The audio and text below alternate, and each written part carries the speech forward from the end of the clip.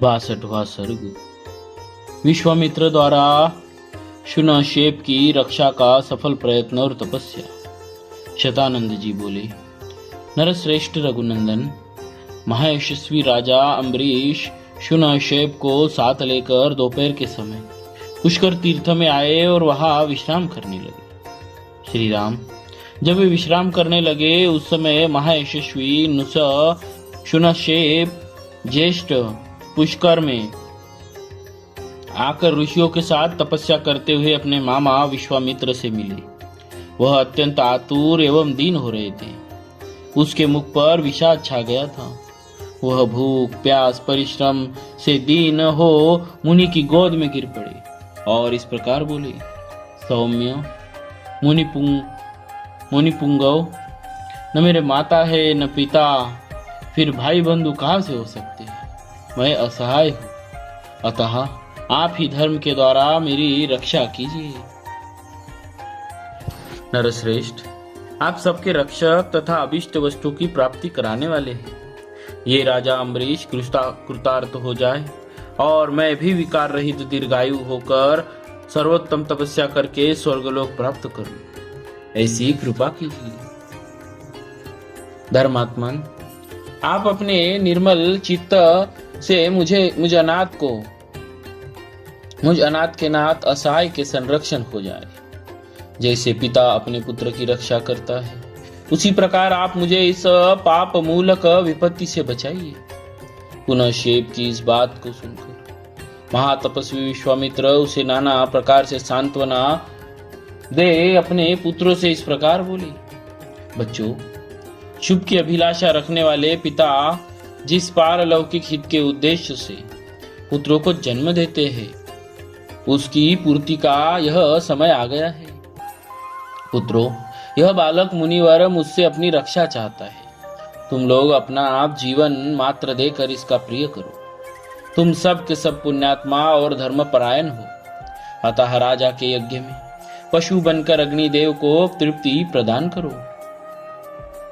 इससे शुनशेप सनात होगा। राजा का यज्ञ भी बिना किसी विघ्न बाधा के पूर्ण हो जाएगा। देवता भी तृप्त होंगे और तुम्हारे द्वारा मेरी आज्ञा का पालन भी हो जाएगा। नरश्रेष्ठ, विश्वामित्र मुनि का यह वचन सुनकर उनके मनुच्छंद आदि पुत्र अभिमान और अवहेलना पूर्वक इस प्रकार बोले, प्रभु, आप अपने बहुत से पुत्रों को त्याग कर दूसरे के एक पुत्र की रक्षा कैसे करते हैं। जैसे पवित्र भोजन में कुत्ते का मांस पड़ जाए तो वह अग्राह्य हो जाता है, उसी प्रकार जहां अपने पुत्रों की रक्षा आवश्यक हो वहां दूसरे के पुत्र की रक्षा के कार्य को हम अकर्तव्य की कोटि में ही देखते हैं। उन पुत्रों का यह कथन सुनकर मुनिवर विश्वामित्र के नेत्र क्रोध से लाल हो गए। वे इस प्रकार कहने लगे, अरे, तुम लोगों ने निर्भय होकर ऐसी बात कही है जो धर्म से रहित और निंदित है। मेरी आज्ञा का उल्लंघन करके जो यह दारुण एवं रोमांचकारी बात तुमने मुंह से निकाली है, इस अपराध के कारण तुम सब लोग भी वशिष्ठ के पुत्रों की भांति कुत्ते का मांस खाने वाली मुष्टिक और आदि जाति में जन्म लेकर पूरे 1000 वर्षों तक इस पृथ्वी पर रहोगे।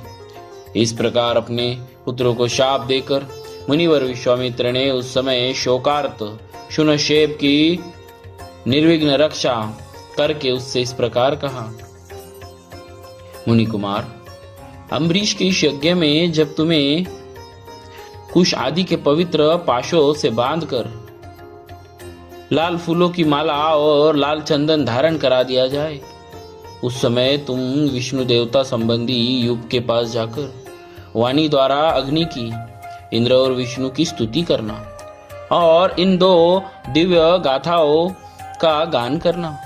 इससे तुम मनोवांछित सिद्धि प्राप्त कर लोगे।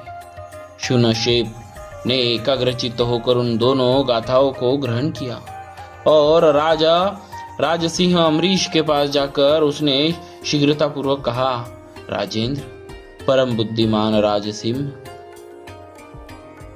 अब हम दोनों शीघ्र चले। आप यज्ञ की दीक्षा लें और यज्ञ कार्य संपन्न करें। ऋषि कुमार का वह वचन सुनकर राजा अम्बरीश आलस्य छोड़ हर्ष से उत्फुल्ल हो शीघ्रता पूर्वक यज्ञशाला में गए। वहां सदस्य की अनुमति ले राजा अम्बरीश ने शुनशेप को कुश के पवित्र पाश से बांधकर उसे पशु के लक्षण से संपन्न कर दिया और यज्ञ पशु को लाल वस्त्र पहनाकर यूप में बांध दिया। बंधे हुए मुनिपुत्र शुनशेप ने उत्तम वाणी द्वारा इंद्र और उपेंद्र इन दोनों देवताओं की यथावत स्तुति की।